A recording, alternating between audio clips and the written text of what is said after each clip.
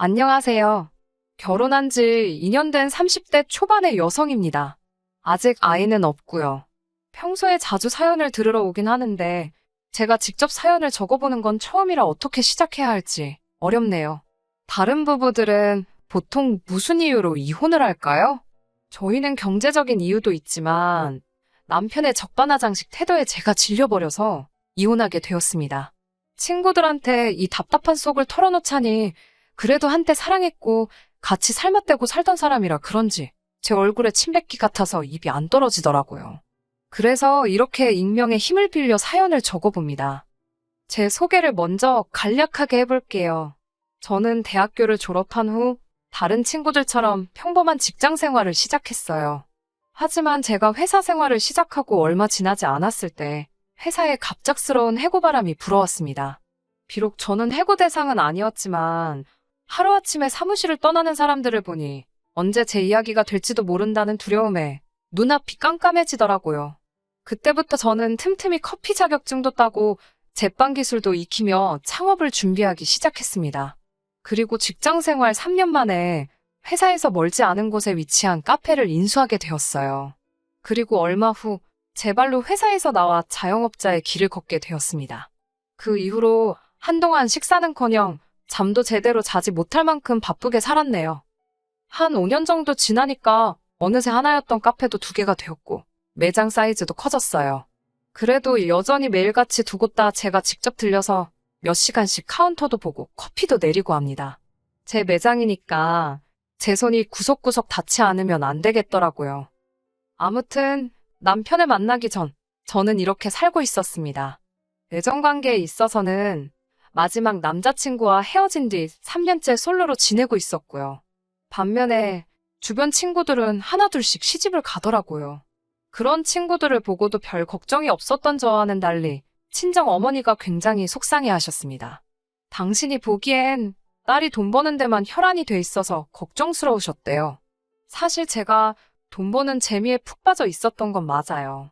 한 달에 거의 800, 900, 잘 될 때는 1000까지도 벌리니까 아무리 일을 해도 피곤한 줄 모르겠더라고요.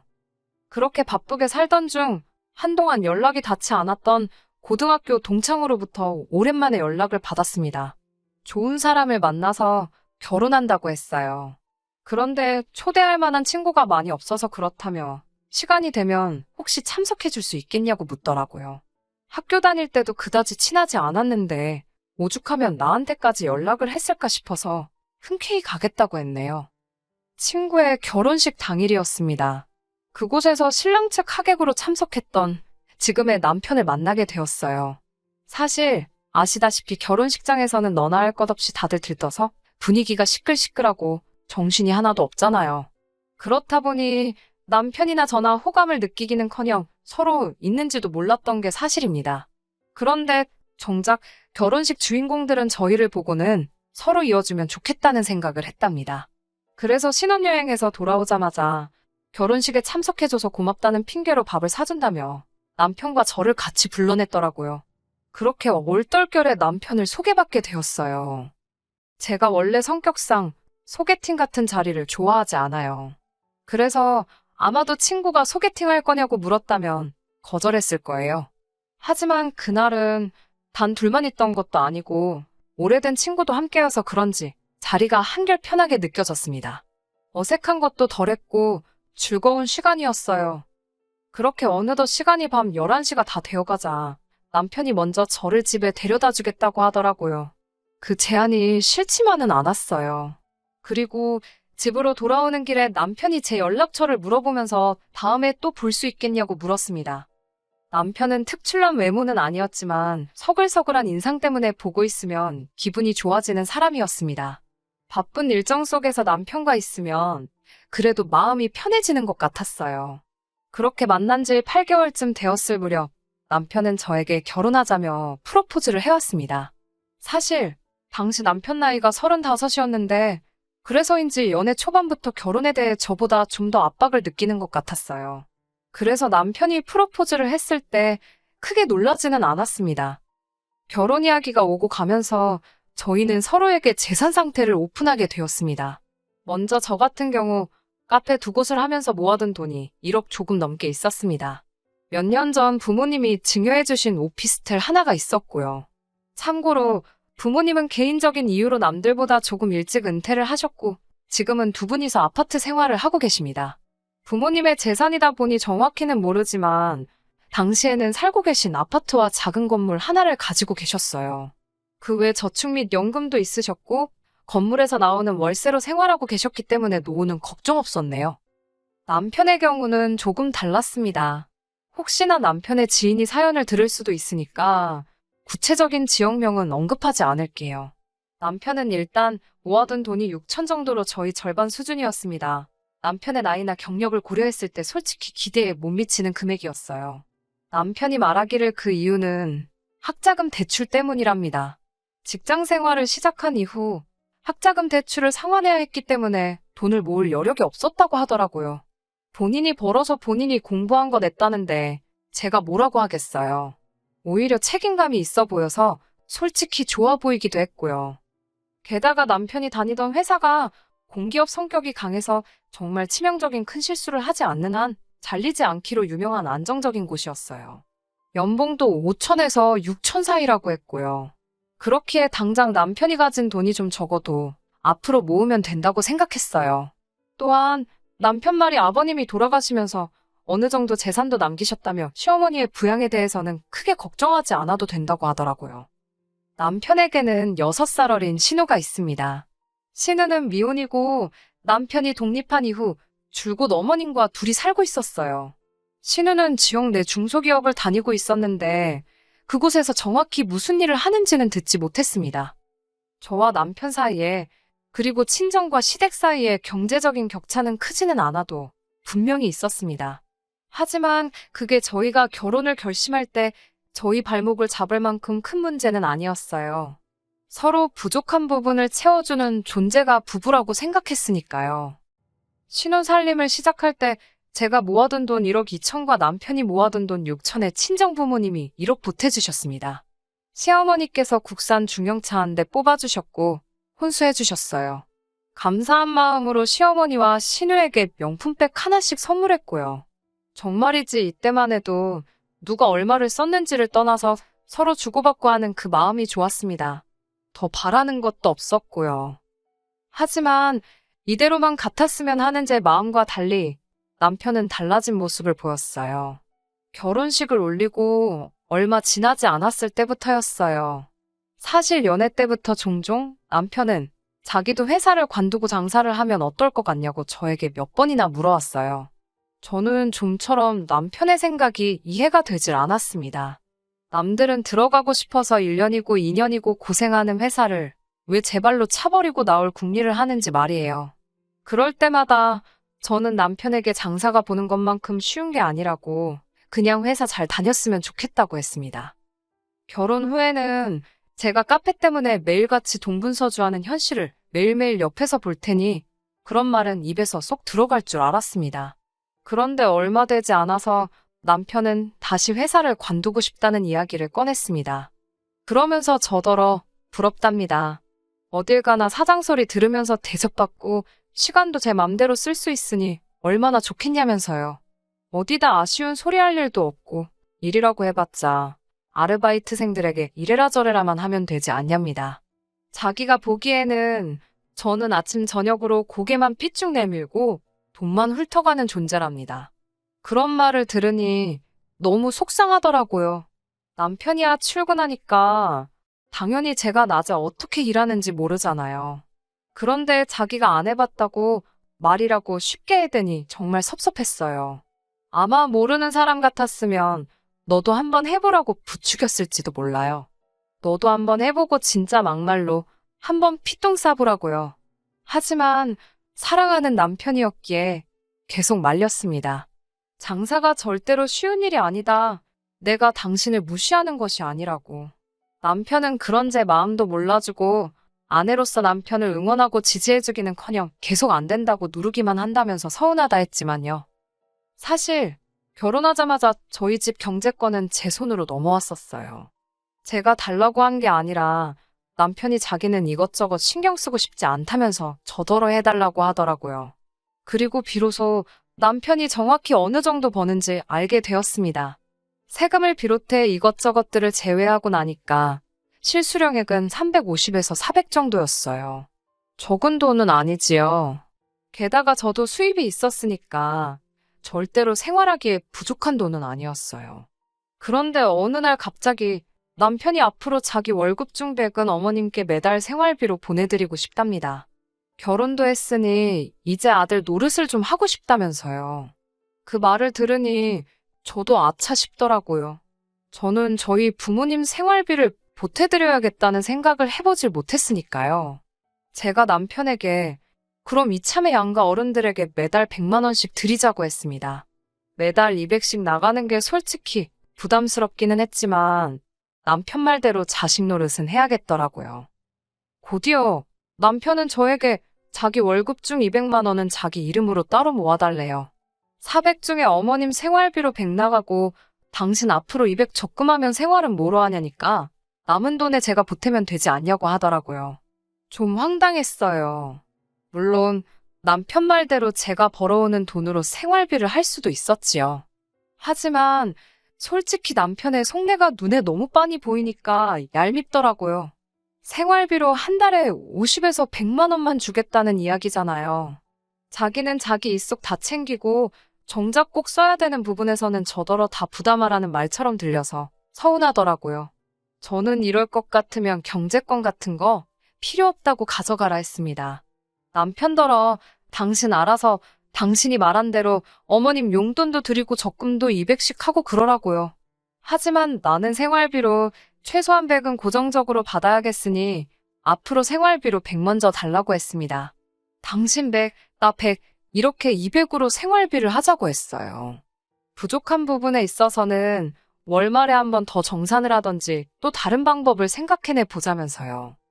남편은 제가 말한 방법에 불만이 많았지만 그렇다고 별다른 뾰족한 수를 생각해내지도 못했습니다. 그렇게 얼떨결에 저희 부부는 생활비를 각자 관리하게 된 거예요. 이후로 저는 남편이 돈 관리를 어떻게 하든 관여하지 않았습니다. 저희 부부 사이가 나빴던 것도 아니에요.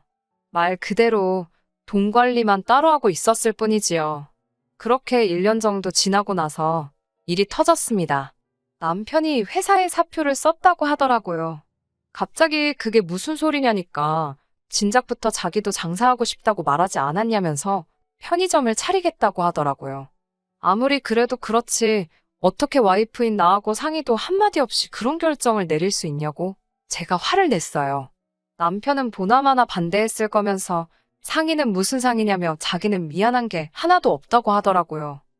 하지만 이미 벌어진 일만 붙들고 시간 낭비만 하고 있을 수도 없어서 앞으로 계획이 어떻게 되냐고 물었습니다. 그러자 그동안 모아둔 2천만 원에 시어머니가 3천을 빌려주셨답니다. 나머지는 대출로 어떻게든 해보려고 한다면서 신경 쓰지 말라면서 자기가 다 알아서 한다고 그래요. 당연히 걱정이 되었지요.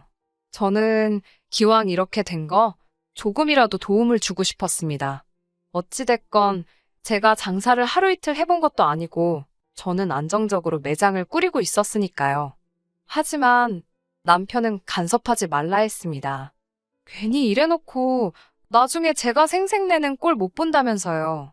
결국 제가 남편을 위해 해줄 수 있는 건 그저 아내로서 잘되기만을 빌어주는 것뿐이었습니다.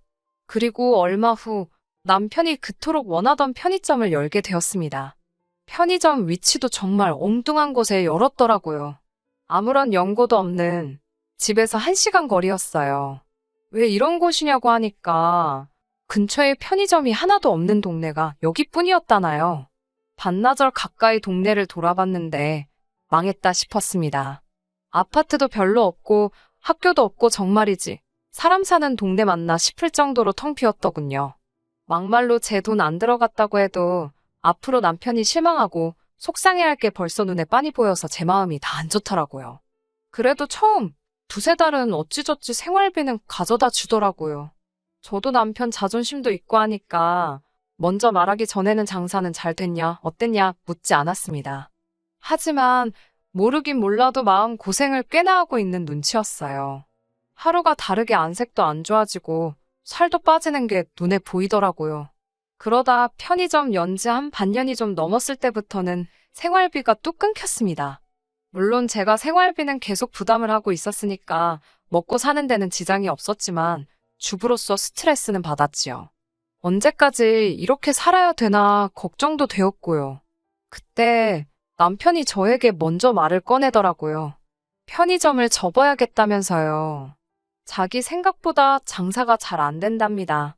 이런 날이 올 줄은 알고 있었지만 생각보다 빨라서 좀 놀랐어요. 적어도 1, 2년은 버틸 줄 알았거든요. 그때 남편이 한다는 말이 가관이었습니다. 이 편의점을 팔고 새 편의점을 제 카페 근처에 열어야겠답니다.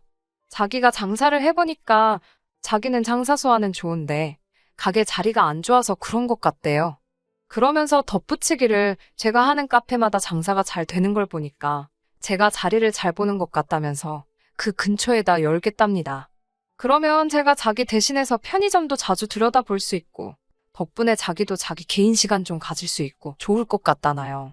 그 말을 듣는데 정말 사람들 표현 따라 머리에 뚜껑이 있다면 확 열릴 것 같은 기분이었습니다. 저도 카페 2군데 운영하면서 살림하랴 정말이지 개인 시간은 하나도 없거든요. 그런데 남편은 그런 저에게 이제 편의점까지 봐달라는 겁니다. 제가 진작부터 당신 다니는 회사는 안정적인 회사니까 그냥 다니라고 했는데 자기 멋대로 일을 저질러 놓고 뒷수습은 나더러 해달라니 너무하잖아요. 저는 그렇게는 못 해준다고 했습니다. 나도 엄연히 내 사업장이 있는 사람이고 그게 먼저지 당신 사업까지 챙길 정신은 없다고요. 그러자 남편 한다는 말이 가관이더군요. 나름대로 논리적인 척 말한답시고 첫 번째로 남자 일이 잘 풀려야지 집안이 잘 돌아간답니다. 두 번째로 그까짓 거 카페 아무나 할 수 있대요. 막말로 아르바이트생만 써도 돌아간답니다. 어이가 없어서 그렇게 쉬워 보이면 당신도 카페 하지 그랬냐니까. 자기가 카페 차렸다가 너무 잘 돼서 제 기라도 죽으면 어쩌나 싶더래요. 이건 뭐 말 같아야 들어주지 상대할 가치도 없더라고요. 저는 듣기 싫다고 됐다고 알아서 하라고 했습니다. 그러자 남편이 그러면 앞으로 생활비는 당분간 못 준답니다. 자기도 어떻게든 살아보려고 하는데 협조를 안 해주니 방법이 없답니다. 그러면서 앞으로 시댁에 생활비도 저더러 드리랍니다. 저는 당신이 처음부터 시작한 일이니까 어머님 용돈은 당신이 책임지라고 했습니다. 생활비도 단돈 10만 원이라도 벌어서 달라고 했고요. 제가 남편보다 많이 벌면서 너무 인색하다고 생각하실 수도 있겠네요. 남편이 계속해서 회사를 다니는 상황이었으면 저도 이러지 않았을 겁니다. 하지만 남편이 저에게 말 한마디 없이 회사를 관두고 자기 멋대로 판을 벌렸을 땐 뒤따른 책임도 져야 된다고 생각했어요. 만약에 편의점이 잘 됐다고 해도 저는 남편에게 절대로 예전보다 더한 것을 바라지도 않았을 겁니다. 그리고 2달쯤 지난 얼마 전이었어요. 어머님께 연락이 왔습니다. 왜 생활비를 안 보내냐고요. 설마 싶었는데 정말 남편이 돈을 안 보냈더라고요. 이 무렵 남편과 저는 이미 감정에 골이 깊어져서 서로 말을 안 하고 지내고 있었어요. 그래도 할 도리는 하고 있겠지 했는데 어머님한테까지 그러고 있을 줄은 몰랐습니다. 남편에게 어머님께 생활비 때문에 연락이 왔었다고 하니까 저더러 좀 드리랍니다. 너무 뻔뻔한 그 태도에 기가 막혀서 편의점 정리하고 다시 일자리 알아보라고 했습니다. 그러면 생각해보겠다고요. 그러자 남편은 자기는 무조건 사업할 거랍니다. 저도 하는데 자기가 왜 못하겠냐면서 원래 이렇게 쓰러져 봐야 일어설 수도 있는 거라나요. 아직 정신 못 차렸구나 싶어서 더 말도 하기 싫더라고요. 이후로 어머님께 2~3차례 더 전화가 왔었는데 솔직히 짜증나서 받지도 않았습니다. 무슨 말씀하실지 뻔히 알았으니까요. 그랬더니 어머님이 쫓아오셨습니다. 말 그대로 서울 집으로 신우와 함께 쫓아오셨더라고요. 저더러 왜 생활비를 안 보내주냐면서 왜 내 아들이 도와달라는데 너는 모른 척 하는 거냐고 욕을 하시더라고요. 살면서 평생 먹을 욕은 다 먹은 것 같습니다. 당신 아들 허파에 바람 넣은 게 저라면서 저만 아니었으면 그 좋은 회사 때려치고 나왔겠냐며 저더러 평생 책임지랍니다. 당신 아들 얼굴 상한 것 좀 보라면서 앞으로 죄인처럼 납작 엎드려 살면서 남편 뒷바라지나 하랍니다. 어이가 없었지요. 남편이 편의점 연다니까 돈까지 대주신 게 누군데 저한테 덮어씌우시는 건지 얼마나 황당하던지 웃음이 나올 지경이었어요. 신호까지 나서서 아무리 그래도 시어머니 드리기로 한 생활비는 제때 보내는 게 며느리 도리 아니냐며 정말 너무하답니다. 저도 신우한테 말했어요. 막말로 남편한테 생활비 제대로 받아본 지가 언젠지도 모르겠다고 지금 살림이고 뭐고 다 제가 번 돈으로 하고 있다고요. 제가 지금 남편 재워주고 밥 먹여주고 진짜 씻기고 입히는 거 빼고 다 해주고 있는데 시어머니 생활비 가지고 뭐라 하시면 저도 할 말 많다고 받아쳤습니다. 그러면서 신우한테 어머님 얼마씩 드리고 있냐니까 갑자기 입을 꾹 다물더라고요. 거기 얹혀 살면서 생활비 내놓으라는 거 너무 속보인다고 그러니까 저를 눈알이 빠져라 노려만 보더라고요. 시어머니랑 신우는 집에서 남편이 오기만을 기다리더라고요. 그리고는 남편이 오니까 다시 기세가 등등해져서는 낮에 저와 있었던 일을 무슨 무용담 펼쳐놓듯 떠들더라고요. 팔짱 끼고 가만히 듣고 있는데 남편이 이게 다 사실이냐며 저에게 고래고래 소리를 지르더군요. 이미 이때는 저도 이혼을 생각하고 있었기 때문에 나름의 준비가 되어 있는 상황이었어요. 내가 뭐 틀린 말 한 것도 아닌데 왜 소리를 지르냐고 같이 소리를 질렀지요. 편의점을 하든 정육점을 하든 내 알 바 아니니까 이젠 나 좀 그만 괴롭히라고 헤어지자고 했습니다. 이제 그만 당신은 당신대로 나는 나대로 살자고요. 남편은 제가 이혼 이야기를 꺼내자 무슨 생각인지 옳다구나 하는 표정으로 좋다고 하더라고요. 저는 속으로 저 멍청한 인간이 또 뭔 꿍꿍인가 싶었지만 그냥 빨리 끝내고 싶은 심정이었어요. 남편하고 결혼한 이후로 처음에는 좋았던 시절도 있었지만 결국 정신적 스트레스로 카페 일에 제대로 집중도 못하고 경제적 손실까지 떠안게 되었으니 마음 같아서는 위자료를 1억은 받아내고 싶은 심정이었네요. 하지만 현실적으로 그건 불가능하다는 건 진작에 알고 있었기에 남편이 알아서 떨어져 나가준다는 것만으로도 감사한 일이었습니다. 남편 마음이 바뀌기 전에 빨리 진행해야겠더라고요. 제가 합의 이혼을 하자고 했는데 남편은 굳이 저를 상대로 이혼 소송을 걸어왔습니다. 나중에 알게 된 일이지만 제 카페나 오피스텔 등에 대해서 재산 분할을 요청하려고 했었나 봐요. 당연히 소용없는 짓이었지요. 남편 몫으로 돌아갈 건 많지 않았어요. 처음부터 대부분 제 것이었으니까요. 오히려 남편이 배우자로서 역할에 충실하지 않았다는 것만 입증되어 저에게 위자료 1,000만 원을 주게 되었습니다.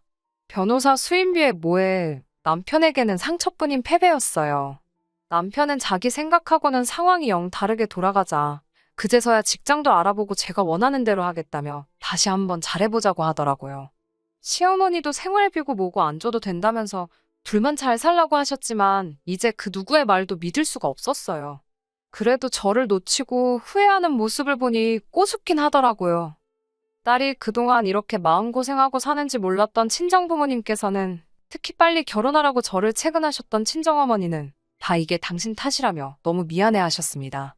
그런 어머니를 보고 있으니 착잡하더라고요. 잘 사는 모습을 보여드렸으면 좋았을 텐데 말이에요.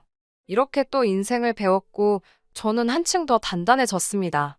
이제 제 목표는 제 이름을 내건 카페를 3개, 4개로 늘려가는 거예요. 언제 한번 커피 드시러 오세요. 끝까지 들어주셔서 감사합니다. 오늘의 사연은 여기까지입니다.